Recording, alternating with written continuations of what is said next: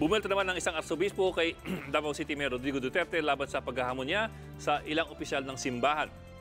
Ayon kay retired Archbishop Oscar Cruz, hindi magandang pakinggan ang pagmula ni Duterte sa Santo Papa at ang pagmamalaki na nambabae siya.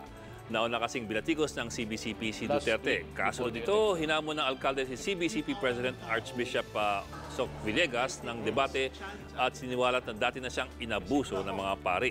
Hamon ni Cruz, pangalanan ng alkalde ang mga paring umunay umabuso sa kanya. Tingin naman ng ilang eksperto, baka makasama kay Duterte ang mga sinasabi niya laban sa simbahan. Mabuting nasabi niya to at ang dapat dito, dalhin niya sa husgado, sabihin niya kung sino-sino yung mga pari na yon, kung saan nangyari, kung kailan, kung paano, etc. etc. Para ganoon talagang kung nangyari yun, parasahan yung mga pare. Alam naman natin malaki ang populasyon ng Katoliko sa ating bayan. So magkaroon ng mga Katoliko na may inclination to support him, baka magkaroon ng pag-aalinlangan. No? Dahil suddenly it's affecting their faith. Be sure to come back. News 5 everywhere. Copyright 2015.